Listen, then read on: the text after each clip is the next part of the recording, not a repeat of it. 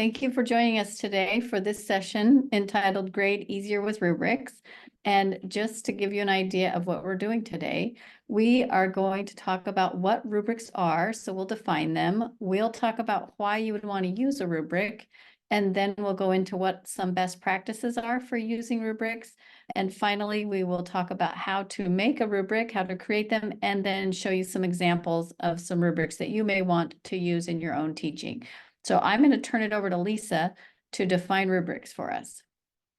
So a rubric, in kind of the definition sense, is a scoring guide that articulates specific criteria and expectations for an assignment. So there's three components that we're looking at in the rubric: a type of scoring, specific criteria, as well as the expectations. So we're going to look at a couple. There's two main types of rubrics. There's an analytical rubric, and then there's a holistic rubric. Analytical gets detailed descriptions. It's very point-oriented, works really nicely in the learning management system, has clear specific guidelines. It also enables you to communicate priorities and is really good when the grading is more regular. A holistic is a general overview of expectations, and this is when your criteria is interconnected. You might have this for reoccurring assignments. I've used something like this when I taught French, and so oral exams were all basically the same, so I used more of a holistic on how the students were pronouncing things. And it allows for variety in submissions. So when you have something that's a little bit more flexible and not students are choosing the modality, or they're choosing to do a PowerPoint or a video, a holistic rubric might be more helpful in those contexts.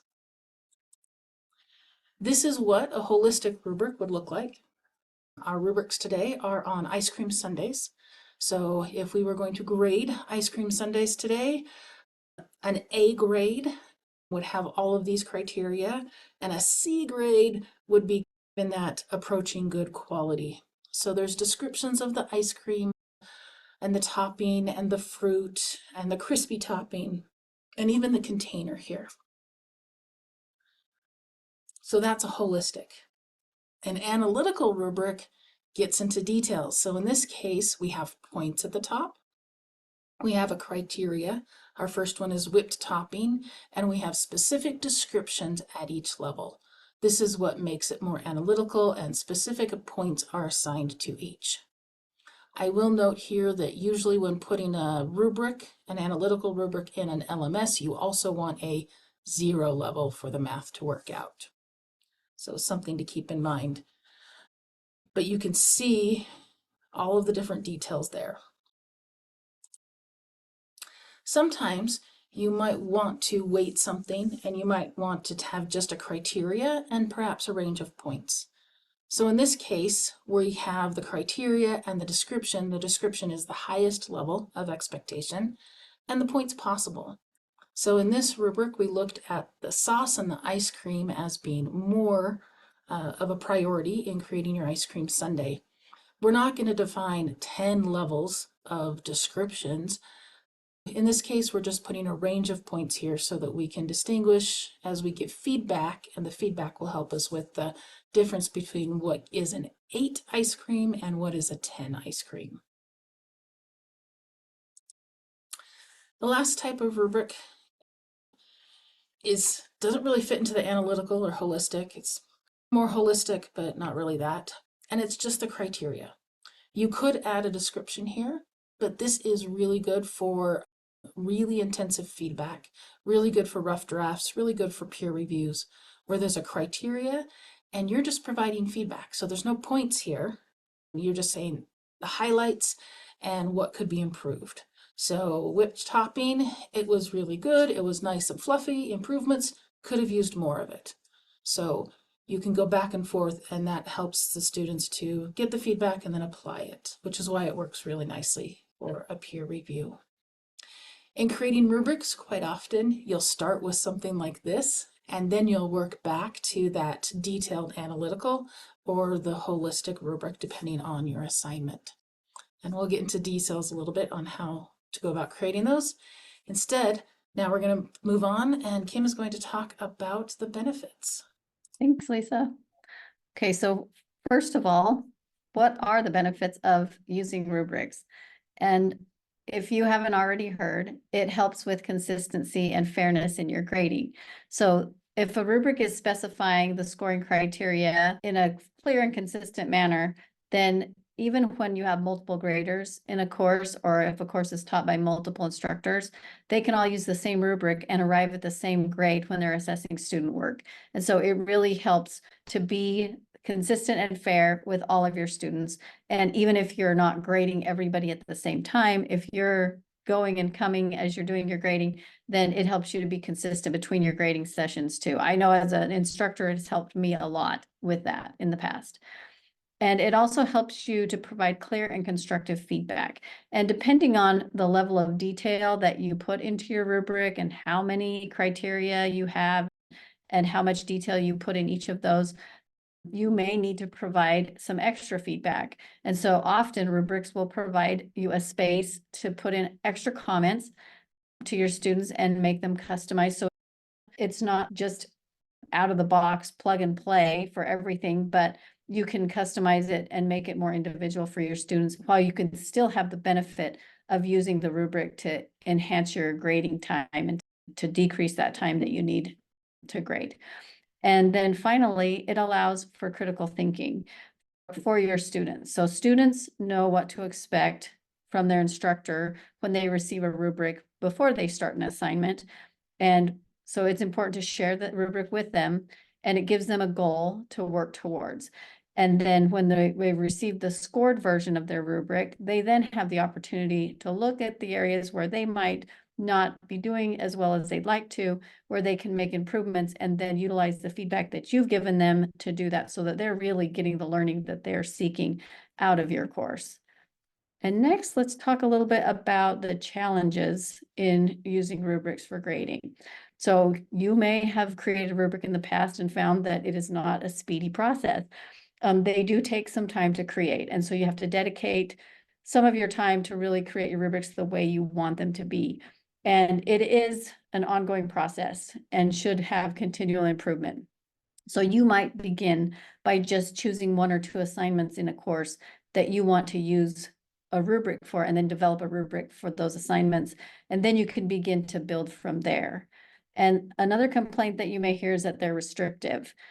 Depending on the criteria that you put in, they may be restrictive, but they may be very elaborate too.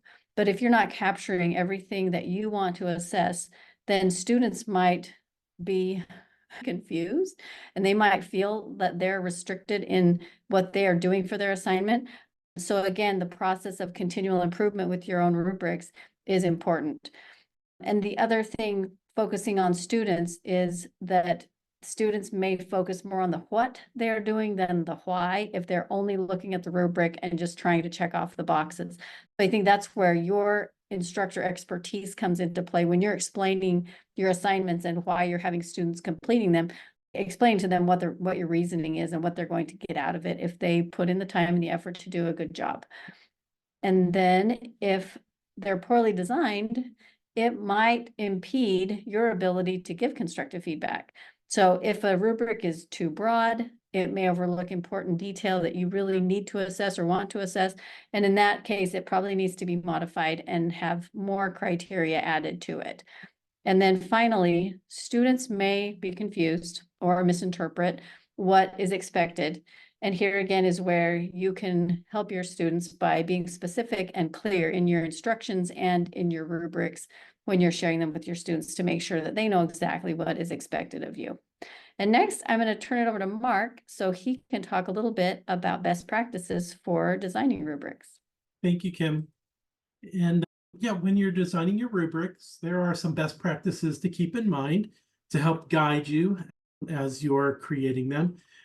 And the first one is you want to plan rubrics concurrently with the design of your assessments. And that's not to say that you can't go back and create rubrics for existing assessments that you have in your course. You can certainly do that. You just don't want to do that while you're grading it, because the purpose of it is for students to be able to see how they're being evaluated on the assignments.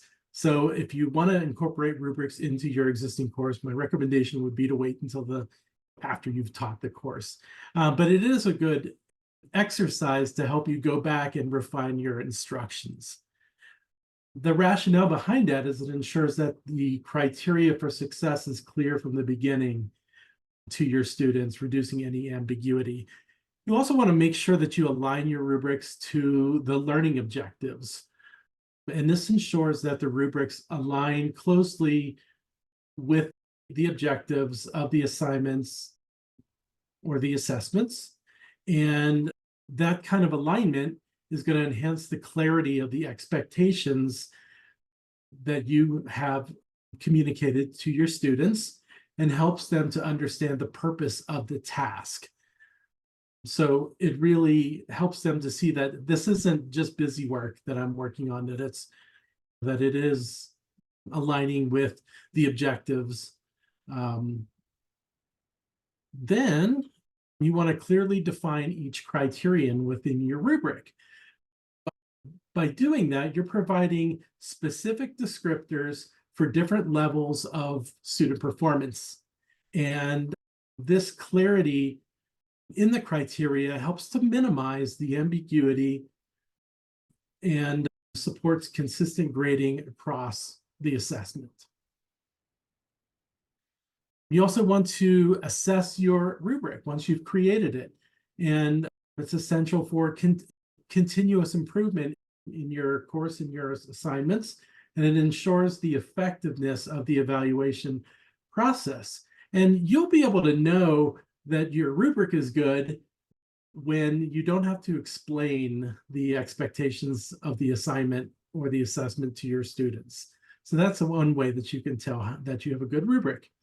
And finally, you want to periodically review and update your rubric to reflect any changes in the curriculum or any changes in the instructional methods or the learning outcomes of your course. And keeping your rubrics current ensures that they remain relevant and that they continue to align with the educational goals of your course. So next, I'm going to turn it over to Ryan, and he'll discuss how to create rubrics. Great, thanks, Mark. So here's the process, the order I'd suggest that you go about creating a rubric in. So first of all, identify all the criteria that you want to assess and that you want to give clear, discrete feedback to your students on. So once you've made that list for yourself, then go ahead and also determine the range of points that you feel is appropriate for each one. As Lisa was saying, depending on your intentions with the feedback for the rubric, where it comes in the assessment, it might be that you're just doing the sort of 1 point, just these are the highlights, these are the improvements. If it's early, you're giving formative feedback that someone's meant to apply later on. That might be all that you need. That doesn't even have a range of points. It just has, this is my feedback in this little cell of a table. If you want it to be something that's a lot more summative, if it comes at the end of the assessment and you're trying to explain in detail, this is why my grading was not arbitrary. Instead, these are the very specific bits of your assignment, what you turned in, that earned you this amount of points, then you might be a lot more specific. So figure out what's appropriate to this particular assessment in your course, then go ahead and determine the range of points. Then you go ahead and create the grid so you can imagine what that structure will be like. Then go ahead and describe the differentiations between the different levels. So if you have 3 levels, if you have more than that, if you have something roughly equivalent to an F, a D, a C, a B, and an A, figure out how you're actually going to articulate that to your students. I'll give you a couple of examples in a moment or two. Then after you've written all that out, all that articulation about what's the difference between the different levels in your rubric, then go ahead and actually apply that to some student work. If you have some that you can pre-test, so you can quality assess, whatever you want to think of at that moment, to use to make sure that you're actually describing it in a way that you think your students will be able to understand and that will actually apply to any sort of outlier cases that you can imagine. Run it by 2 or 3 of your students' assignments, like what they've actually turned in, before you go ahead and commit to using that. And then finally go into the LMS. After you've done all that sort of pre-work and cognition and refinement, then go into the LMS and start actually applying the rubric to whatever assignment or assessment you have in your course. So, as I was saying about examples, here's an example rubric for a discussion forum post. So this one, if we read across the top, I've made it so I tried to describe the different elements with a little bit of care. I tend to try to avoid having a sort of, this is what's lacking, this is what's good, as much as I can. So starting with concerning, like, please reach out to me if you end up getting points in this realm. Then to the left of that, growing, they're not where you want them to be yet, but they're getting better.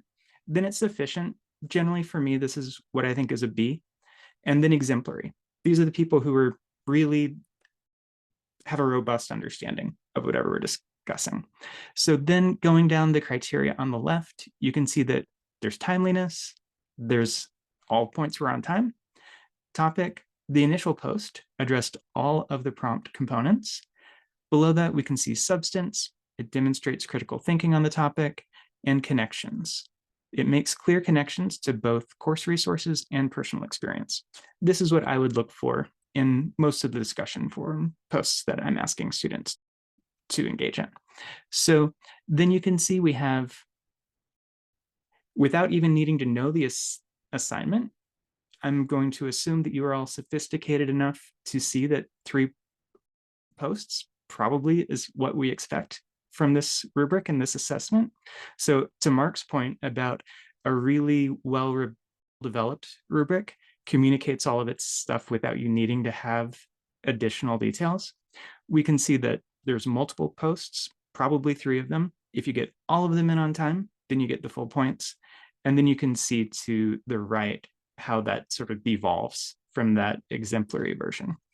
And then for this particular rubric, I would go ahead and just, since this is one that's meant to apply to multiple discussions throughout the course, this is one that I'm imagining would be reused. So for ease of use today, and to help you just skim it as we're discussing, I just went ahead and put quotation marks down the line, but probably in the actual LMS, I would put the actual words through all of them. I just wanted to make it easier for you to see on the slide today.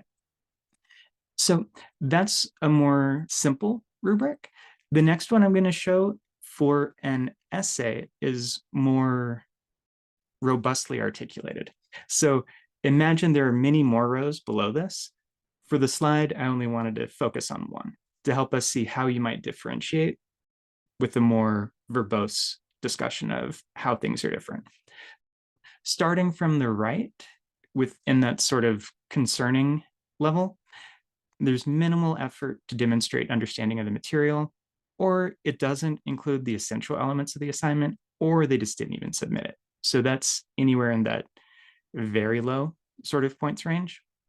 Then to the left of that, satisfactory, all of these are, you get it. I've written that in a few different ways, but for instance, it somewhat follows instructions, or it has a few compelling novel or creative ideas.